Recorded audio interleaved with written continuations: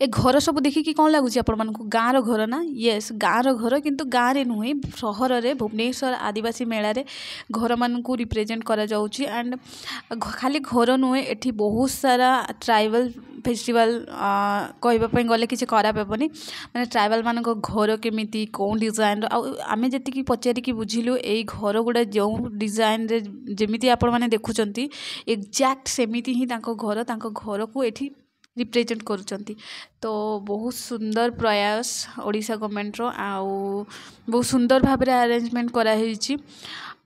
एठी हूँ आयुर्वेद जिते हूँ आमर जमी केउझर मयूरभंज जगार जो जो आयुर्वेद माने जंगली द्रव्य जोटा से सब जिनस को आणिक बिक्री करुँच बहुत भल मूल्य आउ बहुत सुंदर आईगुड़ा हूँ घर तो घर गुड़ा देखु केते सुंदर भाव में सजाई केते माने पूरा ओरिजिनल गाँ गोटे सेकेंड भी लगभग कि यहाँ आप सहर अच्छा गाँ तो आपण मैंने भी बुली ना ताहले बुलवा को निश्चिंत भाव में आसतु मेला पड़ी आमर एकाम्र एग्जिबिशन ग्राउंड रे बा प्रदर्शनी पड़िया रे तो आप आसिक राम मंदिर पछपटे आप आसिक माने मेला बुली पारे एंजॉय करि पारे बहुत सुंदर सुंदर घर देखि पारे आउ बहुत सारा स्टॉल भी पड़ी बहुत किसी जिनस भी अच्छी जोटा कि आप नहीं पारे एटा देखु घर आउ घर माने एक्जाक्ट घर जमी बन गाँव में जो घर जो प्रकार परिवेश रोचती ये रिप्रेजेंट कर तो यहाँ गोटे घर यहाँ देखु आम जमी ठाकुराणी माँ माने गाँव में जमी पूजा करती सेमती ठाकुराणी माँ घर बनई बहुत सारा आम ओडिशा रे जेते सारा ट्राइबल बा जेते जनजातिर लोक अच्छा समस्ते एठी पार्टिसिपेट करिसेंती और समस्ते घर माने रिप्रेजेंट करिसेंती आ बहुत सारा मुझे जाना पाइली कि सतरे बहुत सारा आदिवासी बहुत सारा जनजाति अच्छा आम ओडिशा भितर आउ एत सुंदर सुंदर मु तो माने रियली मु खाई नथली बट मत आसवा को इच्छा हो नाला भोकरे हेले भी देखो यहाँ हूँ एलु एलु गोटे संप्रदायर माने जनजातिर लोक तांकर यही सब देख कूआ ये भाया थी एमती चाष कर गोटे घर के सुंदर हो सतरे जदि आप थे आसबे बुलिके जीवे मन भरी जीव आउ इच्छा हेनी फेर को लगभग गोटे सेकेंड पाइबी कि जे एटा सहर एटा भी गाँ माने यही जो ग्राउंड रे जो पार्ट घर गुड़ा खाली एग्जिबिशन करा से देखिए जदि सतरे माने लगे कि ये गोटे पूरा गाँव में पशिगली भाया तो बहुत सुंदर हो 5 ରୁ 16 जनवरी भितर आमर मेला पड़ी तो आपण मैंने आसिक देखिपारे आउ सब जानीपारे आपण मैंने देखिपे केते सुंदर एंतुड़ी साड़वा ग्राम्य देवी जमीती गछपत्र को ट्राइबल माने कौन आदिवासी माने प्रकृति भगवान को पूजा करती जमीती गछपत्र पहाड़ धरित्री माता सूर्य देवता गछ ये सब को से भगवान रूप में नियंती से देखिए सबू जिते भी जनजाति घर माने गछपत्र पुण्य गोटे घर देखूँ केते सुंदर दड़ीटे होती मत बहुत सुंदर लगे कारण मत दड़ी खेल बहुत भल लगे आउ ये सेमती आप देखिपारे यहाँ हूँ मंड घर गोटे मंड जनजातिर लोक तांकर घर यही टाइप आउ एठी से माने भी ग्राम्य देवी रूप में आम माँ तारिणी को पूजा करती आम केन्दुझर बासिनी घटंगा तारिणी माँ तारिणी को पूजा करती तो बहुत भल लगिला कि सुंदर भाव में आउ हाँ एठिकार लोक मैंने बहुत स्नेही बहुत भल एंड समस्त को बहुत आदर सहित कथबार्ता करुँच बहुत भल लगुच आउ फूल केते फूल गछ लगे तो बहुत भल आपण मानक आउ थे मुझे रखापी चाहे कि यहाँ हूँ राम मंदिर पछपट एकाम्बर हाट वा एकाम्बर एग्जिबिशन ग्राउंड जोटा सेठी आउ एटा गोटे जनजातिर घर जो एरिया ये भाया देखा एंड तांकर बिसामुंडा पार्क अच्छी तो आपण मैंने गेस करंतु ए एरियाटा कौन ठिकार होइथिबो केते सुंदर घर केते परिष्कार घर कूଅ सब अच्छी एटा सारा सिंह एटा गोटे जनजातिर घर एटा कौटी अच्छी गजपति डिस्ट्रिक्ट रे ए घर। केते सुंदर ହେଇଛି ହଁ ଏଠି ଅଲ୍ ଓଡ଼ିଶାର ସବୁ ଟ୍ରାଇବାଲ୍ ଆସିକି ତାଙ୍କର ଘରକୁ ରିପ୍ରେଜେଣ୍ଟ କରିଛନ୍ତି ତାଙ୍କ ଏରିଆକୁ ରିପ୍ରେଜେଣ୍ଟ କରିଛନ୍ତି ଆଣ୍ଡ ଏଇ ଗାଁରେ ସବୁ ମାନେ ଆଦିବାସୀ ପ୍ରଡ଼କ୍ଟ ପାଇବେ ସବୁ ଦେଶୀ ଜିନିଷ ଯେଉଁଟା କୁହନ୍ତି ଆମ ଗାଉଁଲି ଭାଷାରେ ସେଇ ସବୁ ଜିନିଷ ପାଇବେ ବହୁତ ଭଲ ରେଟ୍ରେ ବି ପାଇବେ ଆଣ୍ଡ ଏଇଟା ଗୋଟେ ଘର ଏଇଟା ଏତେ ଭଲ ଜାଗା କେଉଁଠି ମୟୂରଭଞ୍ଜର ପାହାଡ଼ି ଖରିଆର ଘର ଏଇ ଜନଜାତିର ଲୋକ ମୟୂରଭଞ୍ଜରେ ରୁହନ୍ତି ଆଉ ଖାସ୍ କରି କହି ରଖିବି କି ମୟୂରଭଞ୍ଜ କେନ୍ଦୁଝର ଆଉ ରାୟଗଡ଼ା ସୁନ୍ଦରଗଡ଼ ଏଇସବୁ ଏରିଆର ଲୋକ ହିଁ ବେଶୀ ଆସିଛନ୍ତି କାରଣ ଏଇ ଏରିଆରେ ହିଁ ବେଶୀ ଆମର ଜନଜାତି ଲୋକ ବା ଆଦିବାସୀ ଲୋକ ରୁହନ୍ତି ତ ଏଠି ବି ଦେଖନ୍ତୁ ଘୋଡ଼ା ଦେଖାଯାଉଛନ୍ତି ମାନେ ମା ତାରିଣୀ ନିଶ୍ଚିନ୍ତ ଭାବରେ ଥିବେ ତ ଏଠି ବି ସେମାନେ ମା ତାରିଣୀଙ୍କୁ ଗ୍ରାମ୍ୟ ଦେବୀ ରୂପରେ ପୂଜା କରୁଛନ୍ତି ତ ଆଦିବାସୀ ଘର ମିନ୍ସ ଗଛପତ୍ର ବିଲବାଡ଼ି ଏଇସବୁକୁ ସେମାନେ ଅଧିକ ମହତ୍ତ୍ୱ ଦିଅନ୍ତି ତ ଦେଖନ୍ତୁ ଯେ ସବୁ ଘରେ କିଛି ନା କିଛି ଆମର କ'ଣ କହନ୍ତି ଚାଷ ଜମି ବା ଚାଷ ଗ୍ରାଉଣ୍ଡ ଦେଖାହେଇଛି ଏଇଟା ହେଉଛି କ'ଣ ଗୟା ଲଣ୍ଡନ କ'ଣ ଏଇଟା ଗୋଟେ ଜନଜାତିର ଲୋକ ଏମାନଙ୍କର ବି ସମସ୍ତେ ଦେଖନ୍ତି ଗ୍ରାମ୍ୟ ଦେବୀ ରୂପରେ ଠାକୁରାଣୀଙ୍କୁ ରଖିଥାନ୍ତି ଆଉ ଏଇଟା ଗୋଟେ ଘର ଦେଖନ୍ତୁ ଉପରେ ଯେଉଁ ଆମର ଟ୍ରି ହାଉସ୍ ଯେମିତି ଥାଏ ସେମିତି ଟାଇପ୍ର ଘର କରିଛନ୍ତି ତ ଏଇଟା କେଉଁଠିକାର ଏକ୍ଜାକ୍ଟ ଜଣାପଡ଼ୁନି ବଟ୍ ବହୁତ ସୁନ୍ଦର ହେଇଛି ଆଚ୍ଛା ଏଇଟା ହେଉଛି ଡେଙ୍ଗରା ଏଜ୍ ଗୋଟେ ଆମର କ'ଣ କହନ୍ତି ଏଇଟା କ'ଣ ବରଗଡ଼ ହଁ ଏଇଠିକାର ଜନଜାତି ଘରଟା କେତେ ସୁନ୍ଦର ହେଇଛି ଦେଖନ୍ତୁ କେତେ ଚିତା ପଡ଼ିଛି ଆଉ କେତେ ସୁନ୍ଦର ତାଙ୍କର ସବୁ ମୁଁ ଯେତିକି ଦେଖିଲି ମେରିଆ ପର୍ବ ତାଙ୍କର ବୋଧେ ମେରିଆ ପର୍ବ କରନ୍ତି ତ ମେରିଆ ପର୍ବ ଲେଖିଛନ୍ତି ମୁଁ ଦେଖିଲି ଏଠି ସମସ୍ତେ ଗୋଟେ ନା ଗୋଟେ ମାନେ ଗ୍ରାମ୍ୟ ଦେବୀ ବା ଶାଳ ଗ୍ରାମକୁ ପୂଜା କରୁଛନ୍ତି ସମସ୍ତେ ଅଛନ୍ତି ଆଉ ଏଠି ଦେଖିପାରିବେ କିନ୍ତୁ ପୋଖରୀ ସମସ୍ତଙ୍କର ଟିକେ ନା ଛୋଟ ନା ବଡ଼ ଟିକେ ଅଛି ଚଉଁରା ଅଛି ଆଉ ଫୁଲ ଚାଷ ଏଇଟା ଗୋଟେ ଖାଡ଼ିଆ ମାନେ ଏଇଟା ସୁନ୍ଦରଗଡ଼ ଖଡ଼ିଆ ବୋଧେ ସୁନ୍ଦରଗଡ଼ ଡିଷ୍ଟ୍ରିକ୍ଟରେ ରୁହନ୍ତି ତ ଏଇଟା ଆମର ଅଛି କେତେ ସୁନ୍ଦର କେତେ ସଫା ପରିଷ୍କାର ଘର ରଖିଛନ୍ତି କେତେ ସାଜସଜ୍ଜ ରଖିଛନ୍ତି ସେ ଘର ମାଟିର ହଉ ବରଂ ତାଙ୍କୁ ଘର ପ୍ରତି ତାଙ୍କର ମାନେ ବିଲବାଡ଼ି ପ୍ରତି ବହୁତ ଆଦର ସମ୍ମାନ ଏଇଟା ଗୋଟେ ବଣ୍ଡା ଘର ଭାବରେ ମାନେ ସବୁ ଜିନିଷକୁ ସଜେଇକି ଘର ଆଉ ଏତେ ସୁନ୍ଦର ଘର ଆଉ ଏଠି ଗୋଟେ ମାଉସୀ ଥିଲେ ଯାହାଙ୍କୁ ମୁଁ ଟିକେ ଡାକିଥିଲି ବସିଛନ୍ତି ଦେଖିପାରୁଥିବେ ପାଟଖଣ୍ଡା ମାନେ ସେମାନେ ଖଣ୍ଡା ମାନେ ଗୋଟେ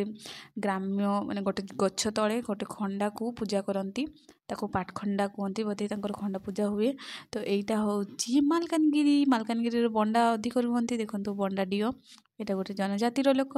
ଆଉ ଘର କେତେ ସୁନ୍ଦର ହେଇଛି ଆଉ ମାଉସୀ ଜଣଙ୍କ ଯିଏ ଥିଲେ ବହୁତ ସୁନ୍ଦର ବହୁତ ଭଲସେ କଥା ହେଲେ ଦେଖନ୍ତୁ ସେମାନେ ଲିଚୁ ଚାଷ ବି କରୁଛନ୍ତି ଆଉ ଘର କେତେ ସୁନ୍ଦର ମୋତେ ଏମିତି ଘର ସତରେ ବହୁତ ପସନ୍ଦ ତ ମୁଁ କହୁଛି ଆପଣମାନେ ବି ଆସନ୍ତୁ ଆଉ ଆଦିବାସୀ ମେଳାର ଉପଭୋଗ କରନ୍ତୁ ଆଦିବାସୀ ମେଳାକୁ ବହୁତ ଭଲସେ ଭଲ ପାଆନ୍ତୁ ଆଉ ଆଶା କରନ୍ତୁ କି ଆଶା ରଖିବା ନିଶ୍ଚିନ୍ତ ଭାବରେ କି ଆର ବର୍ଷକୁ ଆଉ ସୁନ୍ଦର ଭାବରେ ହଉ ଆହୁରି ଭଲ ହଉ ତ ଏଇଟା ଗୋଟେ କିଶାଳ କ'ଣ ଲେଖା ହେଇଛି କିଶାଳ ଆଡ଼ପା ଏଇଟା ଗୋଟେ କିଷାନ ଆଡ଼ପା ଗୋଟେ ହେଉଛି ଏଇଟା ବୋଧେ ସମ୍ବଲପୁର ମୁଁ ପଢ଼ିଥିଲି ଯେତିକି ଏକ୍ଜାକ୍ଟ ଦେଖାଯାଉନି ଭଲସେ ତ ଏଇଟା ଗୋଟେ ଜନଜାତିର ଆଦିବାସୀ ଘର ଆଉ ତାଙ୍କ ଘର ବୋଧେ ଏଇ ଡିଜାଇନ୍ ଆଉ ଏଇଭଳିଆ ଡିଜାଇନ୍ର ଘର ମୁଁ ଝାଡ଼ଖଣ୍ଡରେ ଦେଖିଛି ତ ମୋତେ ବହୁତ ଭଲ ଲାଗେ ଏଇ ଟାଇପ୍ର ଘର ଆଉ ଦେଖନ୍ତୁ କେତେ ସୁନ୍ଦର ଚଉରା ଏଇସବୁ ମାଟିରେ ଲିପିକି ଖତରେ ଲିପି ଦେଇଛନ୍ତି এইটা ହେଉଛି କୋଲ ଘର ଏଇଟା ହେଉଛି ଚମ୍ପୁଆରୁ ମୁଁ ବହୁତ ଏକ୍ସାଇଟେଡ଼ ହେଇଯାଇଥିଲି କାରଣ ମୁଁ କେଉଁଝର ଡିଷ୍ଟ୍ରିକ୍ଟ ଆଣ୍ଡ ଚମ୍ପୁଆର ଘର ଥିଲା ଚମ୍ପୁଆ ମୋ ମାମୁଁ ଘର ତ ମୋତେ ବହୁତ ହି ଖୁସି ଲାଗିଲା ମୁଁ ବହୁତ ଟାଇମ୍ ରହିଲି ଏଠି ଆଉ ଏଠି ରହିଲା ଭିତରେ ଗୋଟେ ଆମ ପଟ ଲୋକଙ୍କର ମାନେ ଚିହ୍ନା ବି ହେଇଯାଇଥିଲା ତ ସେଇଟା ଗଲା ଏଇଟା ଗୋଟେ ଜନଜାତିର ଘର ଆଉ ଓରାମ ଆପଣମାନେ ନିଶ୍ଚିନ୍ତ ଭାବରେ ଶୁଣିଥିବେ ଜୁଏଲ ଓରାମ ତ ଏଇଟା ବି ଗୋଟେ ଆଦିବାସୀ ଘର ଆଉ କେତେ ସୁନ୍ଦର ଭାବରେ ୟାକୁ ବି ସଜା ହେଇଛି ସତରେ ଆପଣଙ୍କୁ ମୁଁ କହୁଛି ସିରିୟସଲି କି ଆପଣ ଥରେ ବି ଲାଗିବନି କି ଏଇଟା ଆପଣ ଆସିଛନ୍ତି ଆଦିବାସୀ ମେଳା ବା ଗୋଟେ ମେଳା କିନ୍ତୁ ଲାଗିବ କି ଗୋଟେ ଗାଁକୁ ଆସିଛନ୍ତି ଆଉ ଏତେ ସୁନ୍ଦର ଘର, ଏତେ ସୁନ୍ଦର, ମୋତେ ସବୁ ଇଚ୍ ଆଣ୍ଡ ଏଭ୍ରିଥିଙ୍ଗ ବହୁତ ବହୁତ ଭଲ ହେଇଥିଲା। ଆଉ ଘରେ ଦେଖନ୍ତୁ, ଘରେ ଯେମିତି ଯେଉଁ ଲଟି ଗଛ ଥାଏ, ଆଉ ଏଇଟା ହେଉଛି ପତ୍ରରେ ହିଁ, ଗେଟ୍ଟେ ଯେଉଁ ବନା ହେଇଛି ସେଇଟା ହେଉଛି ପତ୍ରରେ ହିଁ ପୁରା ହେଇଛି। ଆଉ ଏଇଟା ଗୋଟେ ଘର, ଦେଖ ଟ୍ରି ହାଉସ୍ ଥାଏ ଆମର ସେଇଭଳିଆ। ତ ଏଇଟା ଗୋଟେ ଘର। ତାପରେ ଆସିଥିଲି ଅଟି ଏଲ୍ପିକୁ, ଯେଉଁଠି ଏଗ୍ରିକଲଚର ବିଷୟରେ, ଆଉ ଏଇଟା ହେଉଛି ଷ୍ଟେଜ୍ ଶୋ। ଏଠି ସନ୍ଧ୍ୟା ହେଲେ ଷ୍ଟେଜ୍ ଶୋ ହୁଏ। ମୁଁ ଯେହେତୁ ଦିନରେ ଯାଇଥିଲି ସେଇଥିପାଇଁ ସବୁ ଟିକେ ଖାଲି ଖାଲି ଲାଗୁଥିଲା। ଦମକଳ କେନ୍ଦ୍ର ବି ଅଛି, ଯେହେତୁ ଭିଡ଼ ହେଲେ ପ୍ରୋବ୍ଲେମ୍ ହେଇପାରେ ବୋଲି। ଆଉ ଏଇଟା ହେଉଛି ପୁରା ପଡ଼ିଆ, ଆପଣମାନେ ଦେଖିପାରିବେ। ପଡ଼ିଆ କିନ୍ତୁ ବହୁତ ଭଲ ଆରେଞ୍ଜମେଣ୍ଟ ହେଇଥିଲା, ସବୁଆଡ଼େ ବହୁତ କ୍ଲିନ୍ ଆଣ୍ଡ ମାନେ ଜାଗା ଜାଗାରେ ଡଷ୍ଟବିନ୍ ରଖା ହେଇଥିଲା।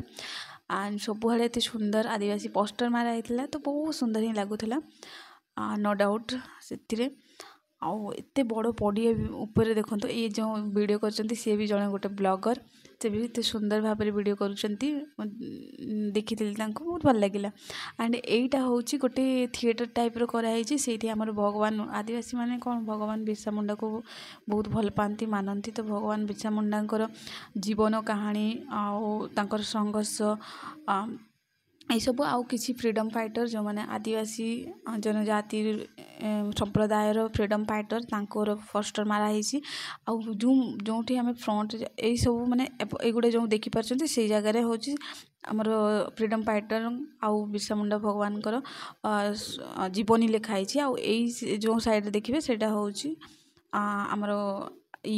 ଯେଉଁ ଆଦିବାସୀମାନଙ୍କର କିଛି ଫଟୋ। ଆଉ ଏଇଟା ହେଉଛି ଥିଏଟର ଟାଇପ୍ର ମାନେ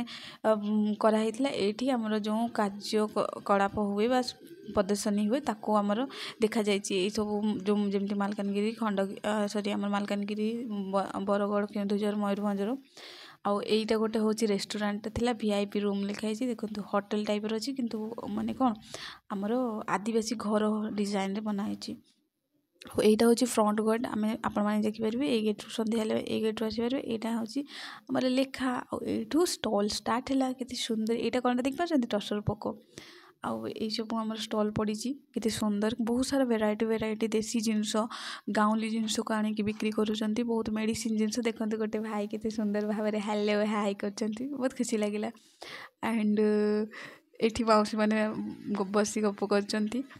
କେତେ ସୁନ୍ଦର ସୁନ୍ଦର ଏତେ ଜିନିଷ ଆସିଛି, ମାଣ୍ଡିଆ ଆସିଛି, ଯେତେ ବି ମୁଁ କହିଲେ କହିପାରିବିନି, ମାନେ ମୋ ପାଟିରେ ସେତିକି ଜିନିଷ ଆସିବନି, କିନ୍ତୁ ତାଠୁ ଅଧିକ ଜିନିଷ ଆସିଛି। ଏତେ ସୁନ୍ଦର ମାନେ ଦେଶୀ ଜିନିଷ। ଏଇଟା ହେଉଛି ଆମର ମୟୂରଭଞ୍ଜର ମହୁ ଆସିବ। ଏତେ ସାରା ଷ୍ଟଲ୍ ପଡ଼ିଛି, କେତେଟା ଷ୍ଟଲ୍ କେଜାଣି ମୁଁ ବି କାଉଣ୍ଟ କରିନି, ବଟ୍ 100+ ତ ଅଛି ମୋତେ ଯେତିକି ଲାଗିଲା। ଆଣ୍ଡ ଦେଖନ୍ତୁ ବହୁତ ସୁନ୍ଦର ଷ୍ଟଲ୍ ଗୁଡ଼ା। ଏଇ ମାଉସୀ ଜଣକ କେତେ ସୁନ୍ଦର ଗେଟଅପ୍ରେ ଅଛନ୍ତି, ତାଙ୍କର ଗେଟଅପ୍ରେ। ଆଉ ଏଇ ଭଉଣୀ ଜଣ ଆଚାର ବିକୁଥିଲେ, ଇଏ ହେଉଛନ୍ତି ମୟୂରଭଞ୍ଜର। ସେ ମୋତେ ବହୁତ ଭଲସେ କଥା ହେଲେ, ବହୁତ ସ୍ମାଇଲି କଥା ହେଲେ।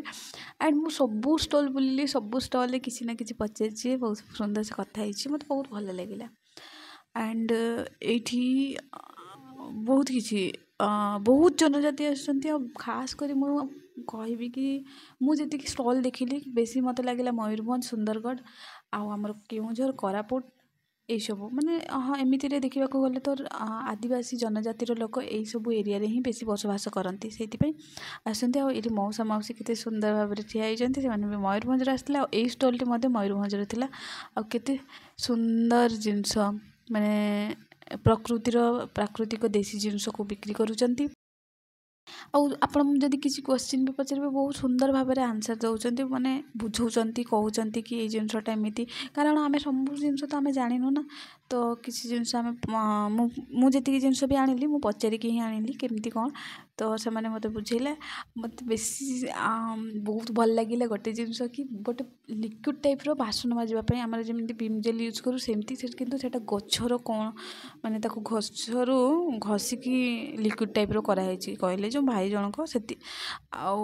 ଏଇଗୁଡ଼ା ଦେଖନ୍ତୁ, ଏଇଗୁଡ଼ା ବୁକ୍ସ ଥିଲା, ବୁକ୍ସ ମାନେ ଆଦିବାସୀ ବୁକ୍ସ ଗୁଡ଼ା। Thank you. ଯଦି ଭିଡ଼ିଓଟି ଭଲ ଲାଗିଲା ଲାଇକ୍ କରନ୍ତୁ, କମେଣ୍ଟ କରନ୍ତୁ।